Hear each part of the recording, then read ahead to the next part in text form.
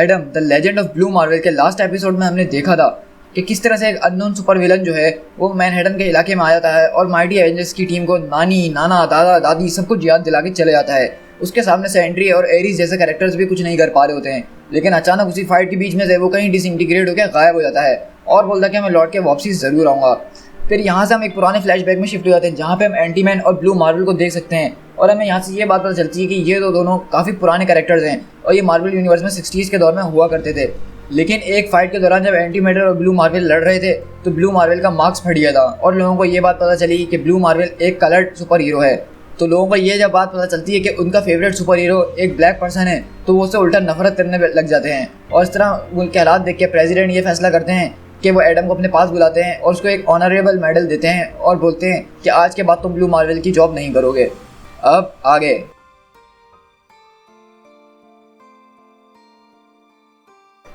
यहाँ सब सीधा शिफ्ट होते हैं बैक्स्टर बिल्डिंग के अंदर जो कि हेडक्वार्टर है फैंटास्टिक फोर का, और हम यहाँ देख रहे हैं आयरन मैन, रीड रिचर्ड और हैंक पिम जो कि तीनों सुपर इंटेलिजेंट लोग हैं। वो इस मैटर के ऊपर पता लगाने की कोशिश कर रहे हैं और आयरन मैन बोलता है कि एंटी मैन, मैंने शील्ड के सारे स्कैन्स वगैरह हर चीज़ चेक कर ली, लेकिन इस नाम का आदमी मैंने आज तक इनके रिकॉर्ड में नहीं देखा।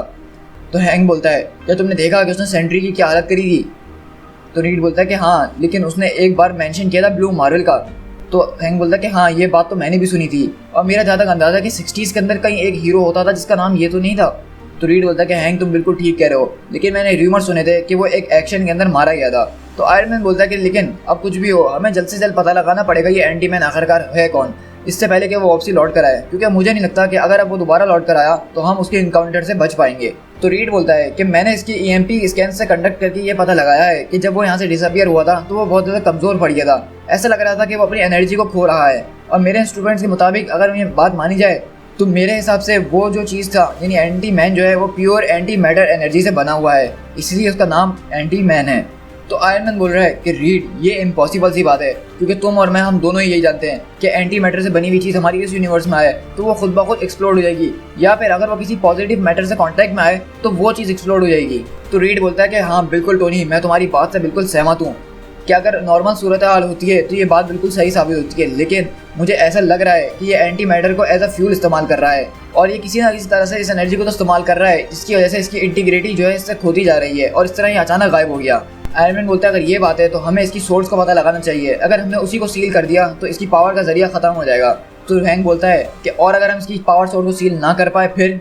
तो आयरन मैन बोलता है कि ये स्पेकुलेशन बहुत हो गई है, अब मैं थोड़ी और खुदाई करने के लिए जा रहा हूँ, यहाँ पे कोई ना कोई तरीका ज़रूर होगा उसको रोकने के लिए, इससे पहले कि वो लौट के वापसी आए।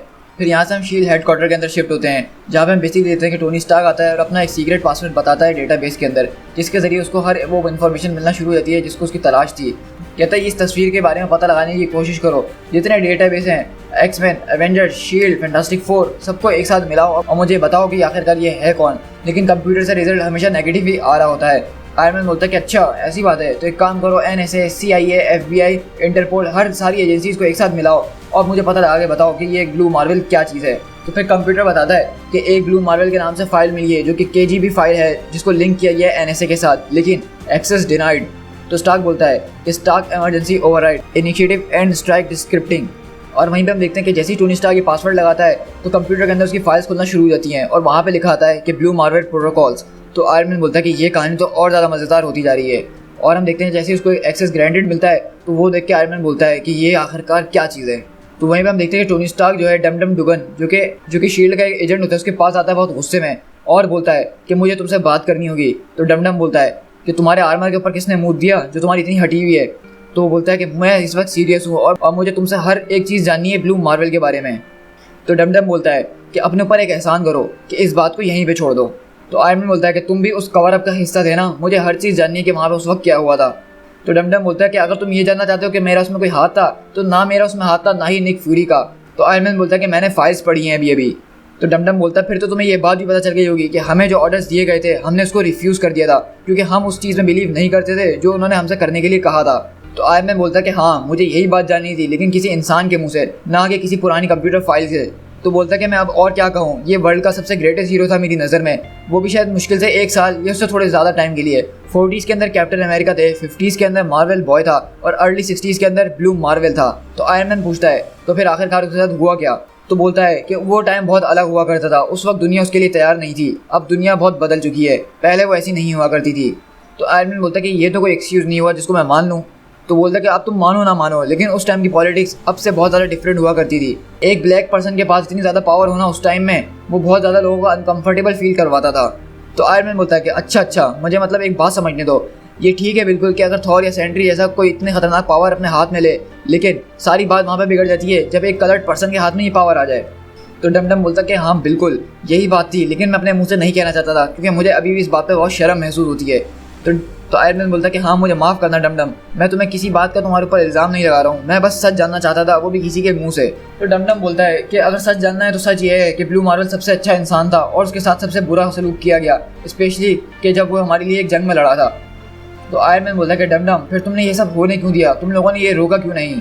तो डमडम बोलता है कि बस अब मैंने जितना बताना था बता दिया, अब इसके बाद मैं तुम्हें एक बात भी नहीं बताने वाला, वरना तुम कल को मुझ पर शक करने लग जाओगे और मुझे किसी किस्म का कसूरवार ठहरा दोगे। अगर तुम्हें सच में उसके बारे में कुछ जानना है तो जाके एक आदमी से बात करो जिसका नाम कर्ट्ज है, और अगर वो किसी मेडिकल के जरिए भी जिंदा है तो वो एक कैमुलेट नाम की जगह का एक चीफ हुआ करता था, और अगर कोई है जो तुम्हें सारी डिटेल्स ब्लू मार्वल के बारे में बता सकता है तो वो सिर्फ वही है। और वहाँ जाने से पहले तुम इस बात को सोच लेना, क्या तुम वाकई में ये सब जानना चाहते हो। तो आयरन मैन बोलता है कि इस वक्त जो है जानों पे बात आ चुकी है, अब मेरे पास कोई और चॉइस नहीं है।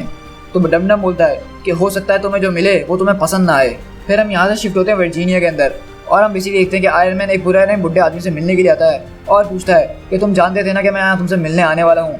तो वो बोलता है कि हाँ बिल्कुल, जब से मैंने एंटी मैन को टीवी के अंदर देखा था मैं समझ गया था कि ये सब मैटर ऑफ टाइम है कि कब तुम मुझसे मिलने आओगे। तो टोनी पूछता है कि तुम्हें इस एंटी मैन के बारे में सब कुछ पता है। तो बोलता है कि हाँ बिल्कुल, वो जो था उसने पूरा का पूरा न्यूयॉर्क सिटी बर्बाद कर दिया था, लेकिन ब्लू मार्वल ने उसको अपनी पावर के जरिए गिरा दिया था। तो टोनी बोलता है कि ब्लू मार्वल ने तुम सबकी जान बचाई और तुम लोगों ने उससे अपनी जान छुड़वा ली। तो वो बोलता है कि जैसा कि मैंने तुमसे कहा टोनी कि उस वक्त का टाइम बहुत अलग हुआ करता था। तो टोनी बोलता है कि तुम लोग उस वक्त काम करते थे, तुम लोग चाहते तो ये सब रोक सकते थे। तो वो बोलता है कि हाँ मुझे इस चीज़ पर बिल्कुल भी प्राउड फील नहीं होता है जो मैंने किया है मिस्टर स्टार्क। मैंने जो चीज़ें कही थी उन लोगों के बारे में, यानी कलर्ड लोगों के बारे में, उन पर मुझे अब बहुत ज़्यादा अफसोस होता है। तो आयरन मैन बोलता है कि हाँ, और वो कलर्ड पीपल बोलना बंद करो, वो अफ्रीकन अमेरिकन हैं। तो वो बोलता है कि वॉट एवर, जो हुआ उस वक्त वो अब मेरे और गॉड के बीच में है, लेकिन अब मैं वो सब चीज़ें छोड़ चुका हूँ। और टोनी बोलता है कि हाँ, और मुझे इस बात पर पूरा विश्वास है कि गॉड को बुरा नहीं लगेगा अगर हम कुछ जाने बचा लें। तो वो बोलता है बुढ़ा आदमी कि वो बशीर लड़का जो था वो बहुत ही ज़्यादा डेंजरस था। तो टोनी बोलता है कि लड़का? तो वो बुढ़ा बोलता है कि ये सिर्फ एक एक्सप्रेशन था और मैं इस तरह से ही बात करने वाला हूँ उसके लिए। वो बोलता है कि ये सब छोड़ो, लेकिन बशीर जो था वो हर किसी को डरा देता था फ़ौरन। ये 1962 की बात है, उस टाइम पे हम लोग हर चीज़ से डरा करते थे, एलियंस हो, जंग हो, लड़ाई हो, दुश्मन हो, मिसाइल्स हो, या रशियन हो, या फिर नेग्रो राइट्स हो। तो टोनी बोलता है कि उस वक्त दुनिया बदल रही थी, तुम चाहते तो उसको कुछ अलग कर सकते थे। तो वो बोलता है कि ये सब बातें करना आसान है, लेकिन अगर तुम उस टाइम पे वहाँ पे मौजूद होते और वो हालात देखते और कलर्ड लोगों के साथ जो सलूक हो रहा था और वो जो जिस तरह से रिएक्शन कर रहे थे, तुम्हें नहीं पता उस वक्त क्या हो सकता था। उस वक्त एक जंग छिड़ सकती थी और पूरा कॉन्टिनेंट बर्बाद हो सकता था। और हम देखते हैं कि वो बुड्ढा जो है बहुत बुरी तरीके से खांसना शुरू कर देता है और बोलता है कि उस वक्त सिर्फ बशीर या पॉलिटिकल पार्टीज या रशियंस वगैरह का खतरा हमारे सर पे नहीं था, बल्कि उस वक्त हमारे सर पे एक और नई मुसीबत आ गई थी। हम यहाँ से दोबारा 1962 के अंदर शिफ्ट होते हैं पेंटागन वॉर रूम के अंदर, और हम बेसिकली देखते हैं कि वो इशू क्या था। तो बेसिकली हम देखते हैं कि सब सारे डायरेक्टर्स और सेक्रेटरीज बैठे होते हैं। तो उसमें से एक आदमी पूछता है, तो मिस्टर ट्रास्क, आपका कहना ये है कि ब्लू मार्वल एक म्यूटेंट है? तो बेसिकली आप समझ गए होंगे कि मिस्टर ट्रास्क कौन है और ये म्यूटेंट्स की बात क्यों हो रही है।